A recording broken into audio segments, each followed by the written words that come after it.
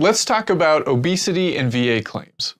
There are a few things you should know if you believe that your service or your service-connected disabilities have caused you to become obese. First, I want to say I'm talking about medically obese, not your or my subjective idea of whether someone is obese or not. Now, the medical definition of obese is, I had to print it off because I can't remember it, an increase in body weight beyond the limitation of skeletal and physical requirement as the result of excessive accumulation of fat in the body. So that's from a medical dictionary. Dorland's, if you're curious. Now, the threshold for whether someone is medically obese is probably lower than you think. You can check out the CDC's website on that. I'll put a link below. It all seems to be based on height and weight, which surprises me a bit, but I'm definitely not a doctor, so I'm going to leave that one alone. Now, the second thing, and probably most important, so I probably should have led with it, but obesity is not a disability as far as the VA is concerned. That means the VA will not pay you disability benefits for obesity, period, no matter how clearly your obesity is caused by your service. So while obesity alone won't get you there, that's not where things end. If you have an event, injury, or illness in your service that causes you to be obese, and that obesity then causes a disability, you can service connect that disability. Same thing if you already have a service-connected disability, which causes you to be obese, and that obesity causes another disability. See the idea here?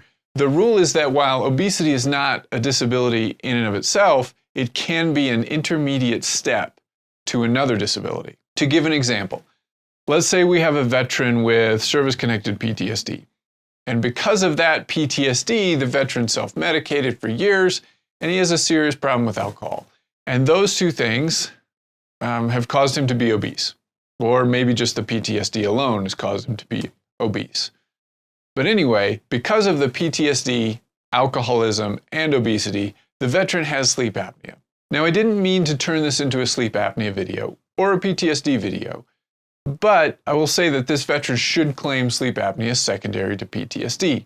However, he should say the PTSD causes sleep apnea and also the PTSD caused alcoholism, the PTSD caused obesity, and both of those things in turn cause the sleep apnea. Now, I've complicated this example quite a bit by mixing in PTSD and alcohol, but this is a fairly common situation.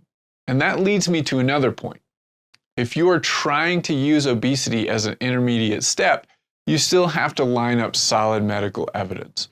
Don't think that obesity is going to be a magic bullet. It's not. One last thing I should mention is if you are going to try and use obesity as an intermediate step, like I've described, you have to explicitly state that in some document that you send to the VA. Just because it says somewhere in your medical records that you're obese, or lists your height or weight or something like that, it's not good enough to raise the issue of obesity as an intermediate step. Again, you have to explicitly state it. My best advice, put it on your claim form or your supplemental claim form, whatever it may be, and also put it in your lay statement, both places at a minimum. When you have to appeal a bad decision, you're going to be in a much better place if you can point to a document and say, look, here's where I told the VA I was making this claim. As always, I hope that helps. If you want me to help you with your claim, you can reach out to me through the links below. I'm Al Walsh, a veteran who likes to help other veterans. Thanks for watching.